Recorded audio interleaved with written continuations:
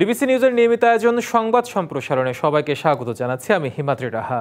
দিনের বাছাই করা সংবাদ এবং এর পর্যালোচনা নিয়ে সংবাদ সম্প্রসারণে আজ অতিথি হিসেবে অনলাইনে যুক্ত আছেন রাজনৈতিক বিশ্লেষক মারুফ মল্লিক এবং একুশে টেলিভিশনের নির্বাহী সম্পাদক হারুনুর রশিদ। স্বাগত আপনাদের সংবাদ সম্প্রসারণে।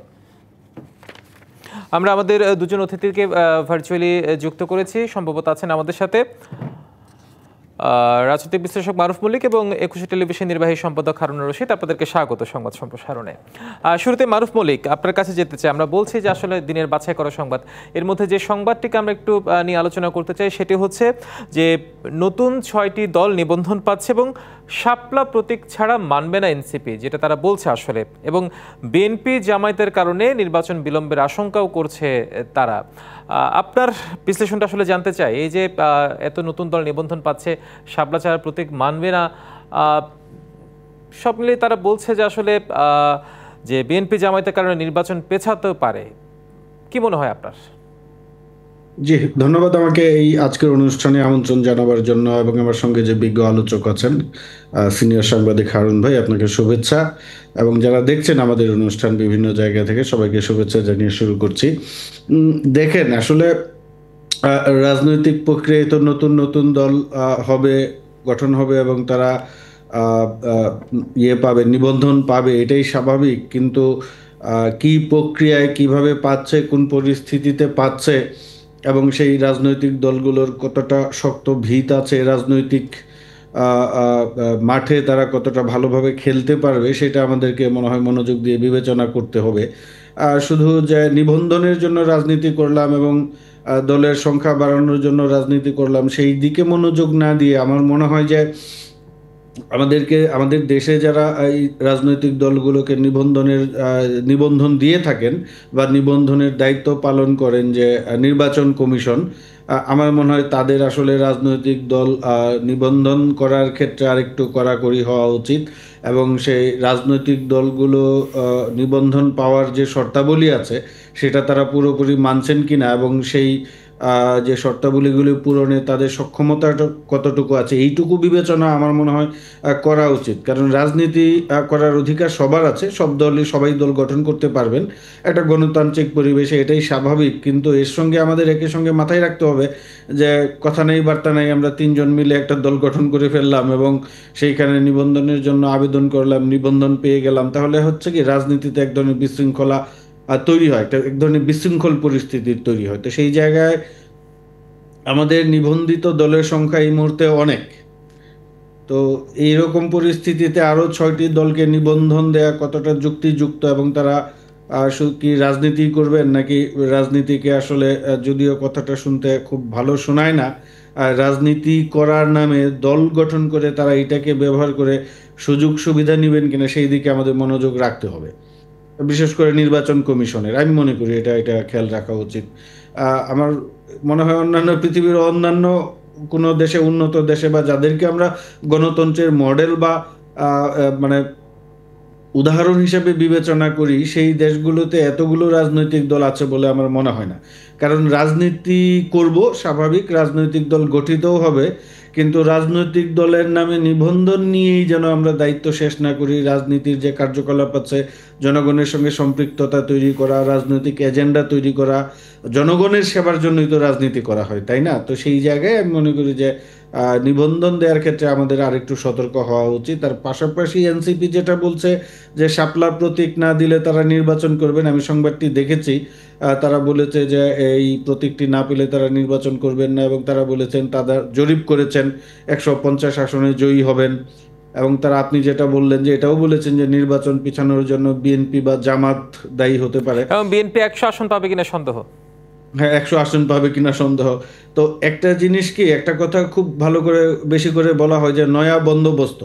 তো আমরা আশা করেছিলাম যে 5 আগস্টের পরে আমাদের রাজনীতির যে কিছু হালকা কথাবার্তা আছে, এই 100 আসন পাবে না, ও 50 আসন পাবে, এই রকম অবাস্তব বা কথাবার্তা না বলে আমার মনে হয় যে রাজনীতিটা তো পুনর্নির্মাণের একটা সুযোগ এসেছে আমাদের সামনে, এই জিনিসটা রাজনৈতিক দলগুলোর মাথায় রাখা উচিত, এবং এই বিবেচনার জায়গা থেকেই কিন্তু তাদের কথাবার্তা বলা উচিত। এখন বিএনপি বড় দল, এই মুহূর্তে বাংলাদেশে অন্যতম প্রধান দলই বলা চলে, আমরা যদি তাদের জনসমর্থন এবং ভিত্তি বিবেচনা করি।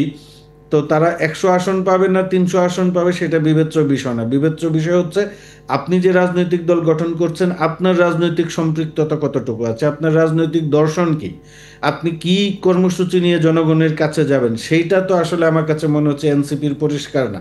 ধরেন বিএনপির রাজনীতির একটা ধারা আছে, তারা বাংলাদেশি জাতীয়তাবাদের রাজনীতি করে, তারা স্লোগান দিয়েছে সবার আগে বাংলাদেশ, বাংলাদেশ পন্থা। ইসলামপন্থী দলগুলোর একটা রাজনৈতিক দর্শন আছে, তারা ইসলামী শাসন ব্যবস্থা কায়েম করতে চায় বা ইসলামী রাজনীতি করে।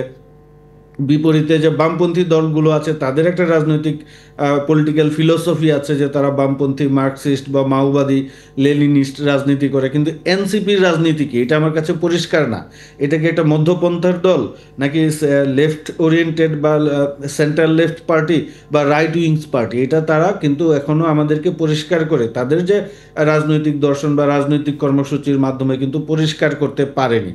তো আচার আচরণে তাদের কথাবার্তায় মনে হয় যে তারা একটা রাইট উইং দল হতে যাচ্ছে বা আত্মপ্রকাশ করতে যাচ্ছে।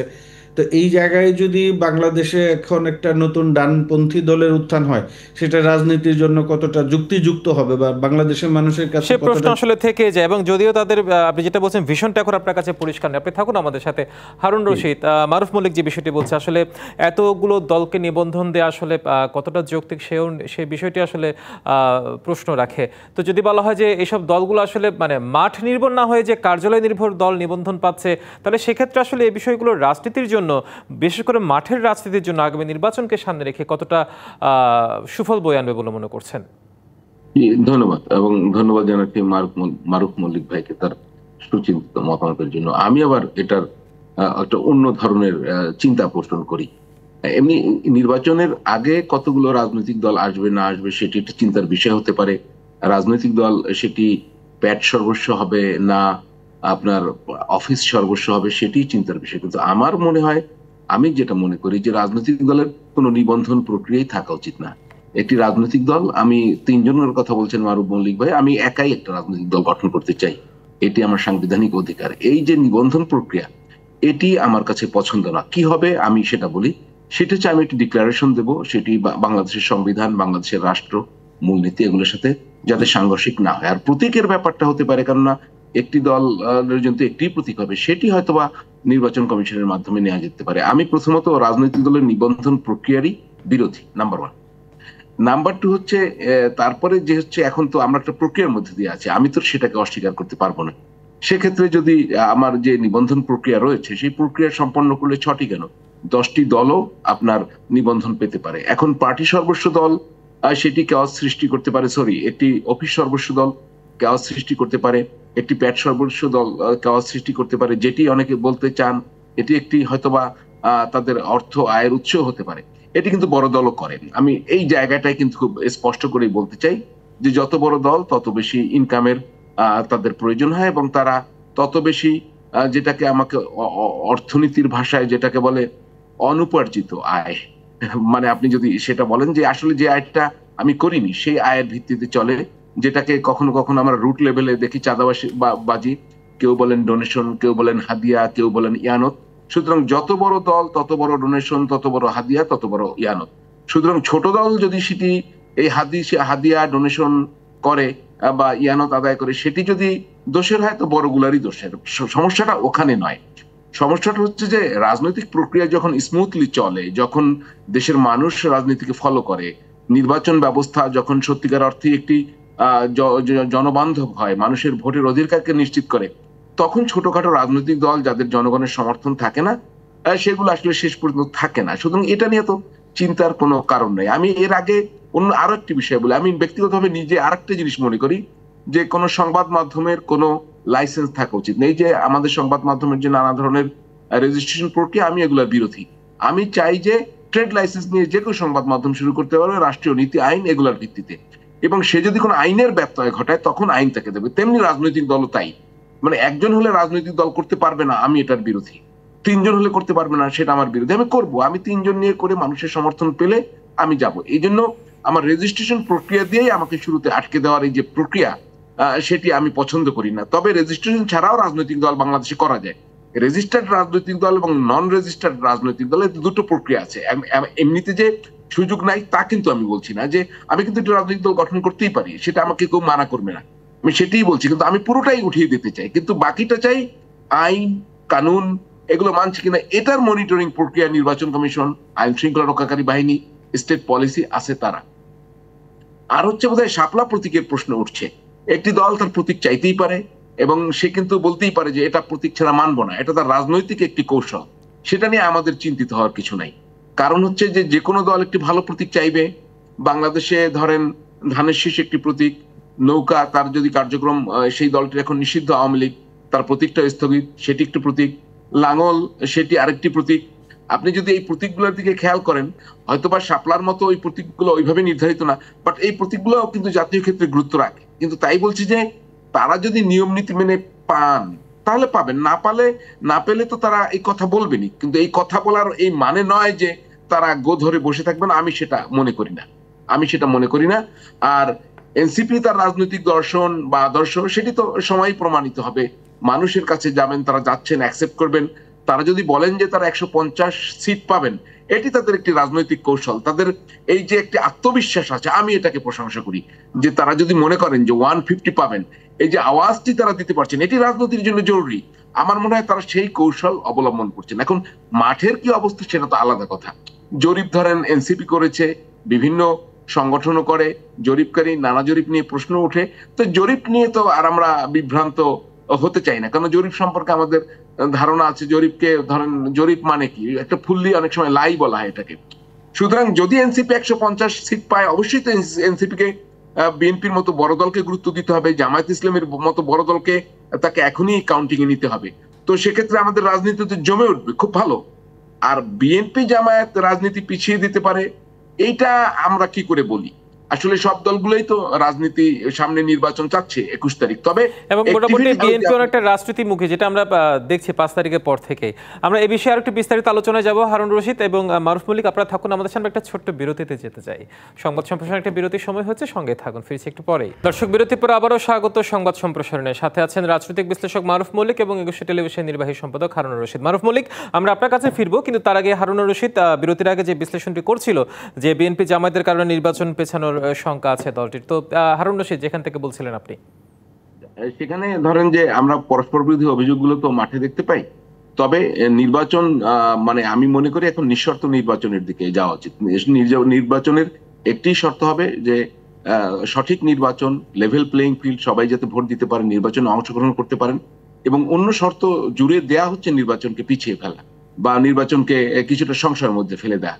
এখন আপনি বিশ্লেষণ করতে পারেন যে কারা বেশি করে শর্ত জুড়ে দিচ্ছে। যেমন বাজারে এখন পিআর এর কথা আছে, পিআর পদ্ধতিতে নির্বাচন, তো সেটা ভালো কি খারাপ, সেটা কতটা গ্রহণযোগ্য, মারুফ ভাই আরো ভালো বলতে পারবেন, উনি পিআর এর দেশেই থাকেন। তো সেটা আমরা কি ইমিডিয়েটলি এটা পারবো কিনা, মানে এটা সম্ভব কিনা, এখন হঠাৎ করে নির্বাচনের আগে সেটা নিয়ে আসা আমাদের জন্য কতটা যৌক্তিক হবে। আরো অনেক বিষয় আছে। আপনি যদি সেখানে দেখেন যে জুলাই সনদের বাস্তবায়ন প্রক্রিয়া নিয়ে অনেক কথাবার্তা হচ্ছে। তো ওই ইস্যুগুলোতে আমাদের শুরুতে কথা ছিল কি, প্রধান উপদেষ্টা নিজেও বলেছেন যে যেগুলো সব একমত হবে সেই একমত গুলোতে আমরা কার্যকর করে দিয়ে আমরা নির্বাচনে চলে যাব। তো সেই শর্তে যদি আমরা থাকতে পারি যে আপনি মিনিমাম যেগুলো একমত হয়েছে রাজনৈতিক দলগুলো, সেগুলোকে আপনি ধরে নির্বাচনে চলে যান, বাকি যেগুলো প্রয়োজন সেগুলোকে আপনি কোনো একটা চার্টার তৈরি করেন, যেটাকে ম্যান্ডেটরি করেন, সেটা পরবর্তী পর্যায়ক্রমে বাস্তবায়ন হবে। কে না চায় গণতান্ত্রিক সরকার তৈরি হলে তারা সেই ধারাবাহিকতা নিশ্চয়ই রক্ষা করবে। আমি কে না চায় বিচার, ধরেন এই যে এখানে তো বিচার প্রক্রিয়া এখন যতদিন শেষ না হবে ততদিন কি নির্বাচন হবে না? এটি কি কোনো যৌক্তিক দাবি হতে পারে কিনা? এই জিনিসগুলো আসলে বিশ্লেষণের জায়গা আছে। এখন মাঠে যেটা হয়েছে কি, দু একটি রাজনৈতিক দলের খুব উচ্চাশার জায়গা তৈরি হয়েছে। তারা ধরেন বিভিন্ন প্রক্রিয়া দেখে মনে হচ্ছে যে আরেকটু সময় নিলে হয়তোবা আরেকটু বেশি পাওয়া যাবে, পিআর পদ্ধতিতে বোধহয় আমাদের আরেকটু অবস্থান শক্ত হবে, এই নানা হিসাব নিকাশে আরো একটু, বা যদি একটু দেরি হয় তো ওর আসন কমবে, এই খেলাধুলা এখানে আমার কাছে মনে হচ্ছে। তো আমার মনে হয় যে শেষ পর্যন্ত সবাই, যেমন জামায়াত ইসলামী, সে কিন্তু 300 আসনের প্রার্থী সব কনফার্ম করে এক মাস না 2 মাস আগে কিন্তু 300 আসনের প্রার্থী দিয়েছে। আপনি অন্যান্য রাজনৈতিক দলই কিন্তু প্রার্থী রেডি করছে, মানে নির্বাচনের জন্য সবাই প্রস্তুত আছে। এখন বার্গেনিং চলতেছে, এখন বার্গেনিং এর রাজনীতির মাঠে নানা যে সমীকরণগুলো থাকে, যে খেলাগুলো থাকে, সেগুলো হয়তো এখন হচ্ছে।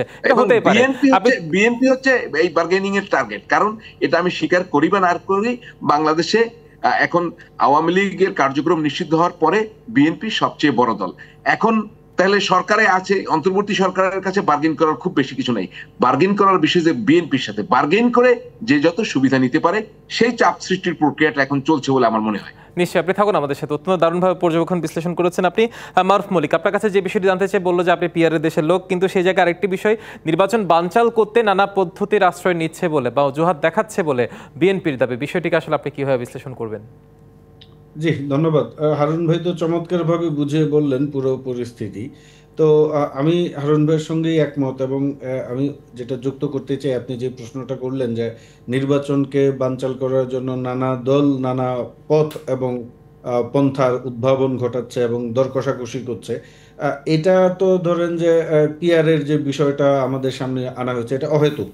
ধরুন বাংলাদেশ এখন পিআরের জন্য প্রস্তুত কিনা এবং সেই পিআর পদ্ধতি আপনি নির্বাচন কতটুকু সুফল পাবেন সেটা তুলে, আমার কাছে মনে হচ্ছে যে পিআর সহ আর নানা প্রসঙ্গ সামনে তুলে এনে কিন্তু নির্বাচনকে বানচাল করার বা পিছিয়ে দেওয়ার চেষ্টা করা হচ্ছে। কিন্তু ওই দায়টা কিন্তু ওই যে যেটা হলো, যত কিছুই হোক ওই কেষ্ট বেটাই চোর, এরকম বিএনপিকে বলা হচ্ছে যে সব দায়ী বিএনপির সঙ্গে দর কষাকষি করতে হবে, যে বিএনপি যেহেতু এই মুহূর্তে সবচেয়ে বড় দল, এবং আমরা যদি আওয়ামী লীগ নিষিদ্ধ, আওয়ামী লীগ মাঠে নাই, তাদের প্রতীক স্থগিত করা হয়েছে, তাহলে সবকিছু মিলিয়ে আমরা যদি এইভাবে হিসাব করি যে নির্বাচন যদি এই মুহূর্তে খুব সহসাই মানে ফেব্রুয়ারিতে অনুষ্ঠিত হয়, তাহলে বিএনপি বড় দল হিসাবে আবির্ভূত হতে পারে, নিশ্চিত না। কারণ নির্বাচন না হওয়া পর্যন্ত তো নিশ্চিত কিছু বলা যাবে না, মানুষ কাকে ভোট দেয় বা দিবে না। তো সেই জায়গা থেকে হয়তো বা ছোট ছোট যারা রাজনৈতিক দলগুলো আছে, তারা বিএনপির সঙ্গে বার্গেন করে কিছু আদায় করার চেষ্টা করছে, এবং সেই বার্গেনিংয়ের জায়গা থেকে তাদের দাবি আদায়ের সুযোগ সৃষ্টি করার জন্যই নানা ধরনের কথাবার্তা, নানা শর্ত জুড়ে দিচ্ছে, এই করা যাবে না, ওই করা যাবে না, এই করতে হবে, ওই করতে হবে। ধরেন এই যে পিআর পদ্ধতি, এখন এটা আমাদের লোয়ার হাউসে পিআরের একটা দাবি উঠেছে, পিআর না হলে নির্বাচন যাবে না। তার মানে কি, আমাকে কিছু সুবিধা দাও, আমি এটাতে রাজি হয়ে যাব। এটা আসলে সবাই বুঝে। এটা মানে মানুষজন তো এত বোকা না যে আপনি বলবেন যে আমি পিআর চাই, পিআর না দিলে নির্বাচনে যাব না। বাংলাদেশে তো পিআর পদ্ধতি এর আগে ছিল না, ভবিষ্যতে পিআর পদ্ধতি আসতে পারে, সেটা একটা প্রক্রিয়ার মধ্য দিয়ে আসবে, সেটা ভবিষ্যতের বিষয়। ভবিষ্যতের বিষয়। এখন আমাদের যে সরকারটা আছে, এই 5ই আগস্টের পর যে সরকারটা গঠিত হয়েছে, এই সরকারের কাজ কি? আমি মনে করি এই সরকারের কাজ হচ্ছে একটি অবাধ, সুষ্ঠু, নিরপেক্ষ নির্বাচনের আয়োজন করা যত দ্রুত সম্ভব।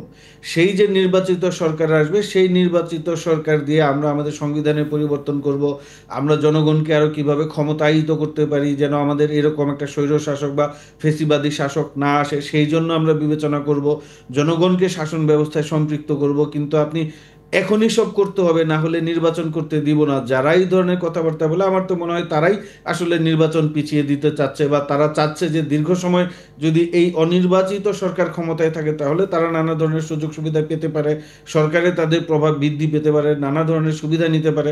সেই জায়গা থেকে যদি তারা বলে যে আমরা এই শর্ত না মানলে নির্বাচন, হারুন ভাই যেমনটা বললেন, বিচারের বিষয়।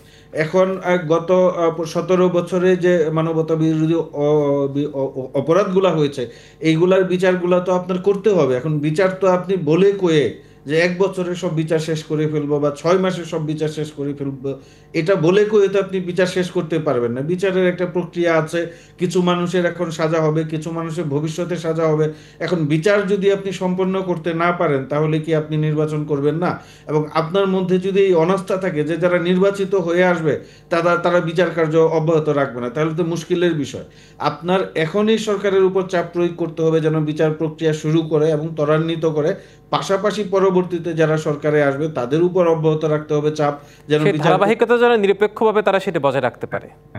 এটা তাদেরকে চাপ রাখতে হবে। এবং আপনার আমাদের যে সংবিধান বা রাষ্ট্র পরিচালনার যে ফান্ডামেন্টাল পরিবর্তনগুলো আনতে হবে, সেটা কিন্তু আপনি নির্বাচিত সরকার দিয়ে আনলে এটা সাস্টেইনেবল হবে। অর্থাৎ এই মুহূর্তে দেরি করার কোনো সুযোগ নেই, নির্বাচনমুখী হওয়াটাই হচ্ছে সবচেয়ে বুদ্ধিদীপ্ত কাজ, যেহেতু অনেকদিন হয়ে গেছে। এবং আমি মনে করি এই মুহূর্তে আমাদের দেশ যে অবস্থায় আছে, ধরেন আমরা প্রায় 1 বছরের বেশি এই সরকার আছে, রাষ্ট্রটা কি ফাংশনাল কিনা আমরা যদি সেটা বিবেচনা করতে চাই, জনগণ তার সেবা পাচ্ছে কিনা, আপনি পুলিশে যান, হসপিটালসগুলোতে যান, আপনি সেবা খাতের দিকে দৃষ্টি দেখান, কোথাও কিন্তু একটা আমি বলবো সুশৃঙ্খল পরিস্থিতি নাই। তো সেই জায়গা থেকে আমার মনে হচ্ছে যে নির্বাচনমুখী হওয়াটাই আমাদের জন্য জরুরি। এই মুহূর্তে সবচেয়ে উত্তম আপনি থাকুন আমাদের সাথে। ধন্যবাদ আপনাকে। হারুন রশিদ, সবশেষ আপনার কাছে যে প্রশ্নটি রাখতে চাই, একটু আগে আপনি যেমনটি বলেন আওয়ামী লীগের পর বিএনপিটি টার্গেট, এবং বিএনপির দলটির সিনিয়র যুগ্ম মহাসচিব যে রুহুল কবির রিজভী কিন্তু আজ একটি কথা বলেছে যে তারাই টার্গেট, এবং কয়েকজন উপদেষ্টা বিভিন্ন রাজনৈতিক দল বিএনপিকে টার্গেট করে মাঠে নেমেছে। তাদের উদ্দেশ্য বিভিন্ন তকমা লাগিয়ে রাজনীতির মাঠ থেকে বিএনপিকে সরানো। আসলে বিএনপি তো একটা বড় রাজনৈতিক দল এবং নির্বাচনমুখী দল। এই মুহূর্তে রুহুল কবির রিজভীর এই দাবি আসলে কতটুকু যৌক্তিক বলে মনে হচ্ছে আপনার? তিনি তার কথা পলিটিক্যালি বলেছেন। এখন বিএনপি এই মুহূর্তে সবচেয়ে বড় রাজনৈতিক দল, তো অন্য রাজনৈতিক দলগুলোকে তো তাকে টার্গেট করবে। পলিটিক্স, আপনি খেয়াল করেন। বিএনপিকে সাকসেসফুলি সেটাকে হ্যান্ডেল করতে হবে। এবং ধরেন এখন যে আন্দোলন চলছে, মানে 4 দফা দাবিতে 7টি ইসলামিক দল তারা তা আন্দোলনে নেমেছে। তারা 2টি কর্মসূচি করেছে, আর একটা বাকি আছে। এখন আমার প্রশ্ন যে তারা আন্দোলন কার বিরুদ্ধে করছেন, এই যদি প্রশ্নটা করেন তাহলে কিন্তু আপনি তাদের কাছ থেকে জবাব পাবেন না। তারা বলতে পারবে না কার বিরুদ্ধে আন্দোলন করছে।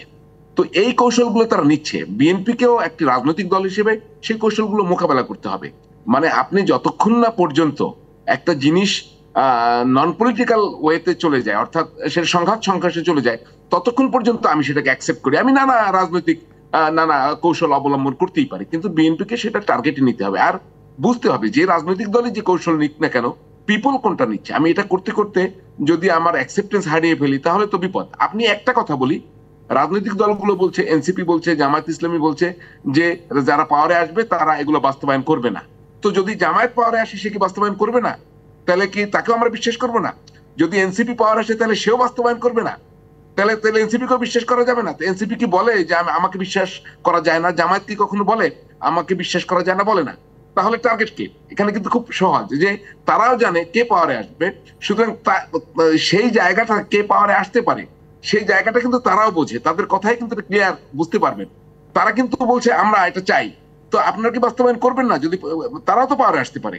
সেই জায়গা থেকেই বোঝা যায় যে বিএনপি আসলেই টার্গেটে পরিণত হচ্ছে। কিন্তু বিএনপি কে রাজনৈতিক দলের টার্গেট থাকে। রাজনীতি কিন্তু এটি হচ্ছে আপনার ওয়াজ মাহফিল না, এটি কোনো ধর্মীয় বিষয় নয়, এটি কোনো চ্যারিটি নয়। রাজনীতি আপনি এটা জটিল, কুটিল এবং কঠিন। রাজনীতির মাঠে এগুলো হয়, কিন্তু জনগণের কাছে নিজেকে সবসময় এবং আমাদের মতো গণতান্ত্রিক দেশে সেটি আরো মানে দ্বিগুণ কঠিন অবস্থা দৃষ্টি। হারুন রশিদ এবং মারুফ মল্লিক, আপনাদের দুজনকে অসংখ্য ধন্যবাদ। সময় স্বল্পতে আজকে আমাদেরকে এখানে জবনিকা টানতে হচ্ছে। ধন্যবাদ আপনাদের আমাদের সাথে যুক্ত হওয়ার জন্য। দর্শক, এই ছিল সংবাদ সম্প্রসারণের, ডিবিসির সঙ্গে থাকুন।